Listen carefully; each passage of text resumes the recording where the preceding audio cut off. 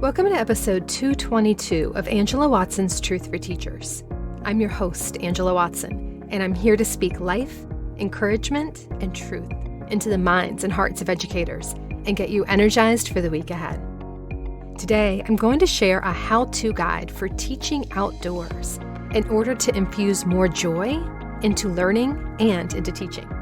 Visit truthforteachers.com to get the transcript, or find our Truth for Teachers podcast community on Facebook.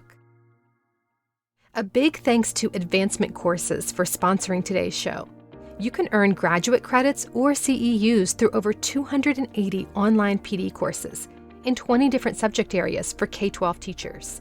Everything is online and self-paced, and you have 6 months to complete. Right now, you can save 20% off any course with the code TRUTH. That's less than $120 per graduate credit hour. To learn more, visit advancementcourses.com. Have you ever wondered what career options are possible for former teachers? Daphne Williams of the Teacher Career Coach has lots of resources to help you translate your classroom work experience into skills that are highly sought after in the corporate world. Her course includes resume templates and guidance, contact information for companies that frequently hire teachers, and all the support and community you need to find your next career, or just build a side hustle until you're ready to leave the classroom. If you're just curious about your options or sort of on the fence about leaving, start with the free quiz to identify careers that might be a good fit. Just go to teachercareercoach.com/truthforteachers. You can also just click the link in the show notes. You'll find special free resources that Daphne designed for Truth for Teachers listeners and information about her Teacher Career Coach course.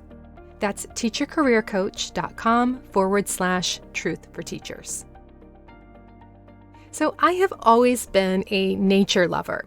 And in fact, I planned this episode from my front porch and only came inside so that I could record. I try to work outside as often as possible. But when COVID started, nature became an even more essential part of my mental health and my well-being. Being outside for at least a short time period every day, no matter what the weather, helped me feel like the walls were no longer closing in. The outdoors are a reminder of things bigger than myself, bigger than what's happening on the internet, to be able to just close that laptop and put that whole world away. The outdoors reminds me that things are bigger than just the problems that people create and perpetuate. Nature is a reminder that some things have been here long before me and will be here long after me. And that consistency has a real stabilizing, grounding presence in my life. It's made me happy to see a renewed interest since COVID in the great outdoors. And folks who are tired of being cooped up and having limited travel options look for places to go without huge crowds. And that's made me think, what if this is the perfect time to normalize outdoor learning and make it a permanent part of how we do school moving forward? During the tuberculosis scare at the start of the last century and into the Spanish flu of 1918, many U.S. schools began holding classes outdoors. It was the start of what they called an open-air schooling movement. If you are as fascinated by this as I am, check out the photographs in the blog post for this. There's some of Michigan students learning with the windows wide open in the winter and other open-air schools movements from that decade. There's one in particular that's really stuck with me, which is a classroom on a ferry in Manhattan in 1915. And there's like a portable chalkboard that the teacher's standing at and the kids are bundled up from head to toe. It's really fascinating to see the images from that era.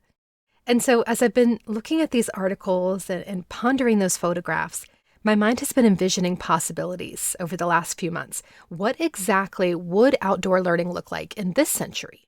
And how can we make it happen even in urban areas that have less access to nature? I've long been watching Danish forest schools.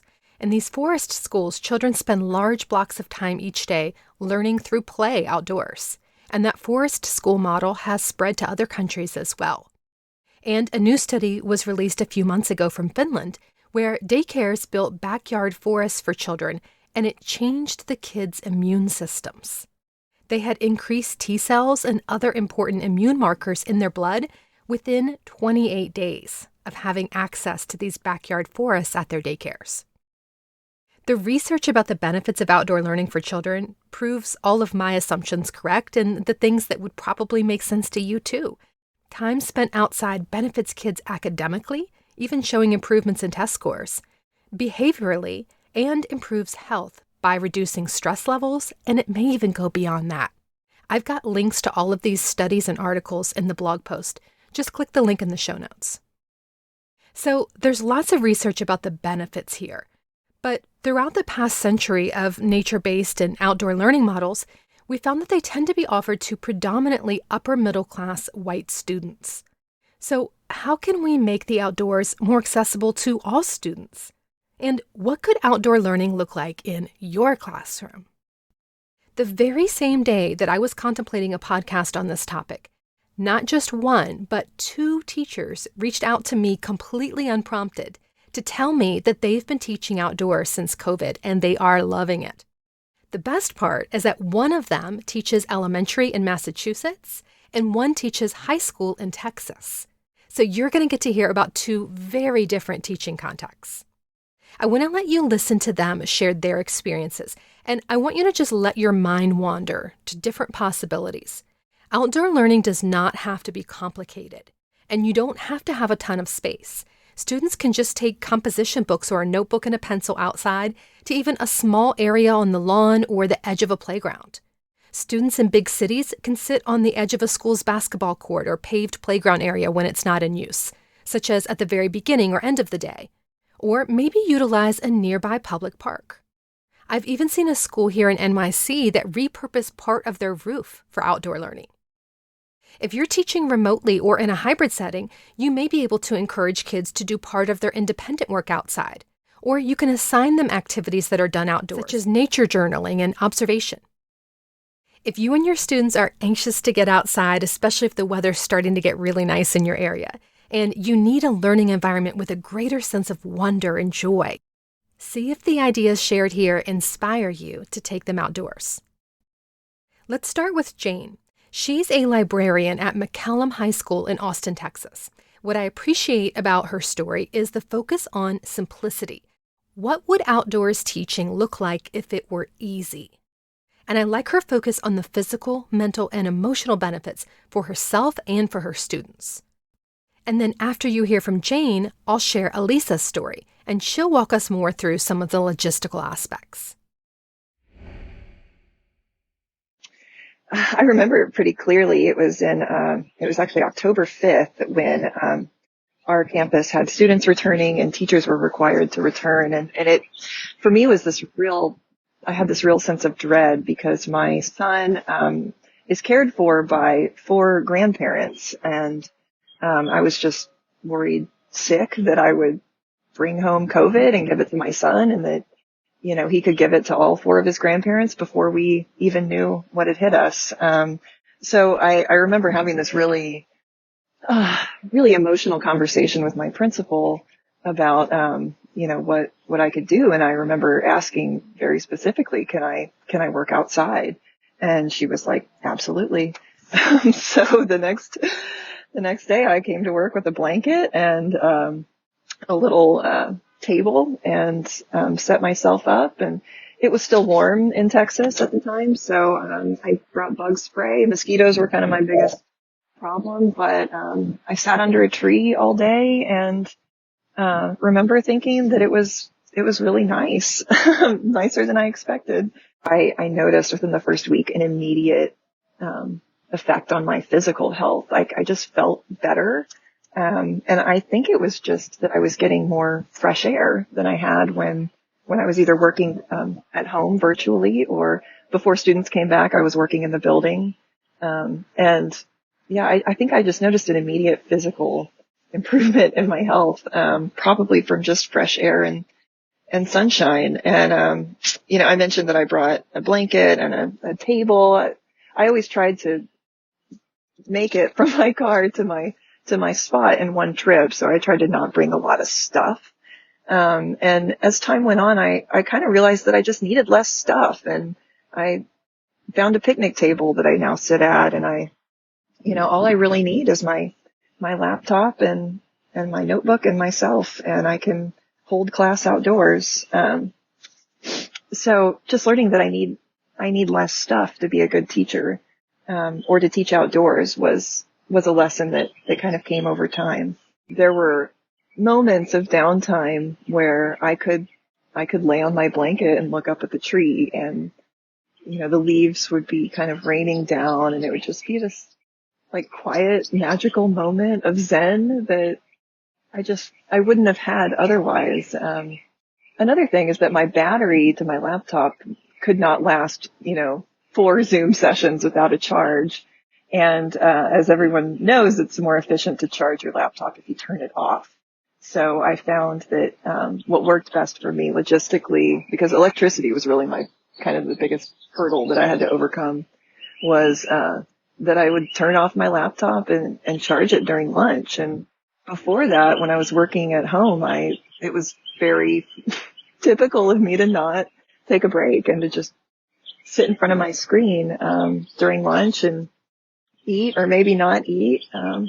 But working outdoors forced me to take a break that I wouldn't have otherwise taken. And I got to use that time to stretch or relax or just walk around. So again, it was kind of an immediate improvement in my emotional health. So one thing I learned from talking with other teachers and doing surveys on our campus was that a lot of teachers were concerned about equitable seating. We have picnic tables, but they're not kind of organized in a classroom configuration. We also got camping chairs that were donated from our PTA. Another concern teachers had was distractions, but from being outdoors, like a squirrel or somebody driving by with loud music.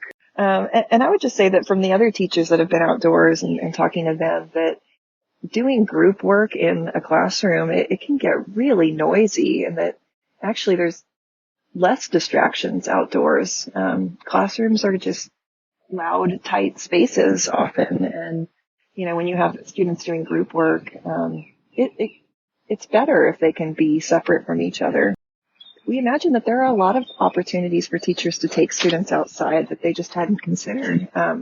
For example, we did our PSAT testing outdoors, and I was the bathroom monitor that day, and I couldn't help but notice that hardly anybody got up to use the bathroom. I think students sometimes use going to the bathroom as just needing a mental break, but definitely the students who were testing outside got the mental break they needed by just looking up and hearing the birds around them. So I asked if I could compare the PSAT scores from the outside students to the inside students, because I suspect they might be better, just because being outdoors just has this kind of spiritual effect on people where it just decreases your stress. The white noise can be very soothing.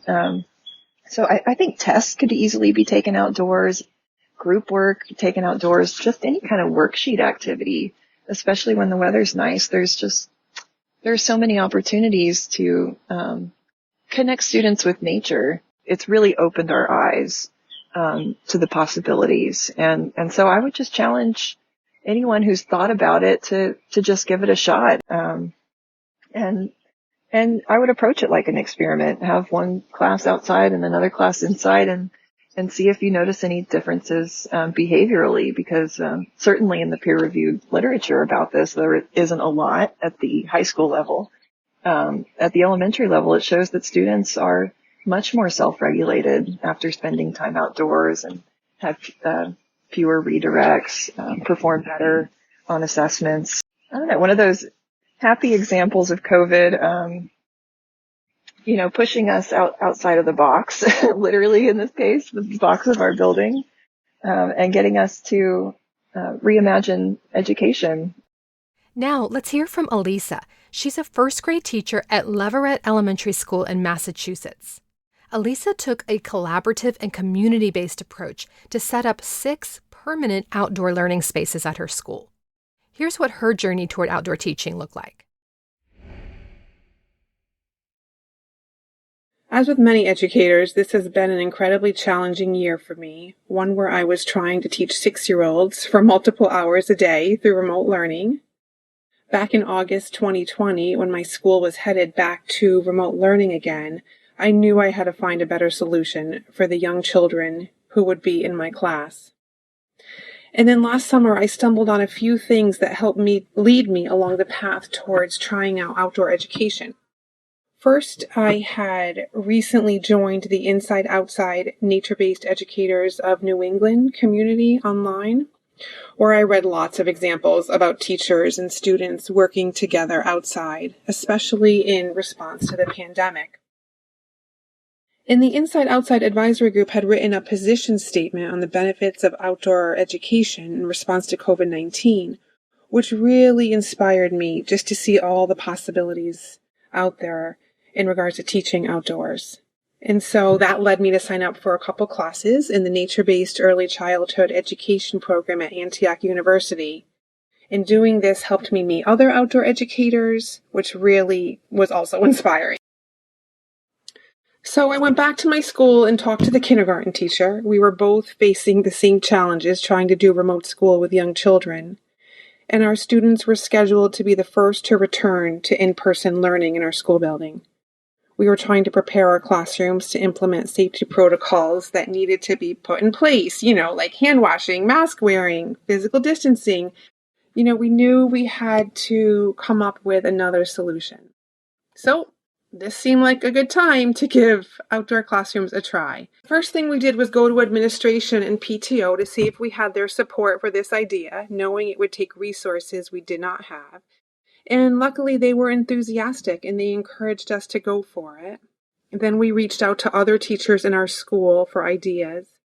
And a small group of us who were interested in trying this out surveyed our school campus to identify places that could be used for outdoor classroom space.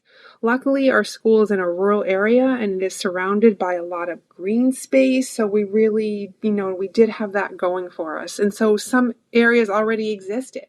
We had a greenhouse on our property. We had a circle of these really large stones near the playground. And we had an interior courtyard in our school that provided protective walls. And we also had a forest with trails that bordered the school property. We brainstormed lots of ideas of what we would ideally like to see happen in each space based on models of other outdoor classrooms we had seen. And then we came up with a wish list and we sent it out to our school community. And slowly donations started pouring in. People were so excited about this. Whiteboards, mulch, tree stumps, hammocks, tarps, down blankets, and so much more. The community was really excited to help us out.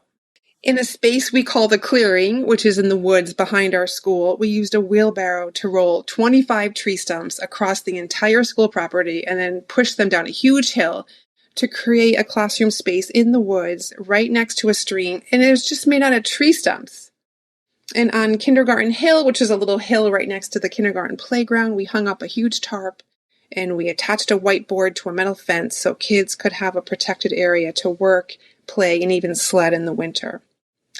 And in the interior courtyard, we put up a tent and set up some chairs to create easy access to an outdoor space from inside our school building. So by the end of the day, we had 6 outdoor classrooms ready to be used by teachers and students. And I have to admit, there's many good things about that day, but one of the best parts of the day wasn't just creating these classrooms. It really was the community spirit that made it happen. I think coming together to contribute towards a shared effort made us all feel hopeful and purposeful again. At first, I'd have to say I turned to the idea of outdoor classrooms for practical reasons. I wanted to find a way to get my young students away from the screens and back together at school in the safest way possible during a pandemic. I knew that is what they needed socially, emotionally, and academically, and this outdoor education seemed to be a good way to do that. But since then, my perspective has grown to see the many advantages of outdoor learning, other than just having good ventilation. In math, we're learning how to count groups of 10. So one day the kids ran into the woods and worked in teams to collect 100 sticks. And they did it in less than 10 minutes. They were so proud of themselves. And our read-alouds sometimes take place under a canopy of huge, tall pine trees. So the school's outdoor environment feels like the setting sometimes for a storybook or an epic adventure, which really motivates the kids to want to learn and explore and see what's out there. These spaces have always been there. It just took a pandemic for us to look outside and discover them. I'm so grateful that the pandemic led me to search for safe learning spaces outside. I discovered natural resources all around our school, ripe with learning experiences that give the kids the freedom to dive into project-based learning connected to our local natural resources. And, as one of my students said to me just the other day, sometimes you need to look for beautiful things in the most bizarre places, she said. And I just think that is so true about this experience of discovering these outdoor classroom spaces right outside our school building. I think we should make that our takeaway truth for the week ahead. Sometimes you need to look for beautiful things in the most bizarre places. Click the link in the show notes to see images of these schools' outdoor learning spaces and links to where you can learn more about what they did. I hope these teacher stories inspire you to look for the beautiful things at your school and find ways to get your kids outdoors so you can find more joy in teaching and learning. It's not going to be easy. It's going to be worth it.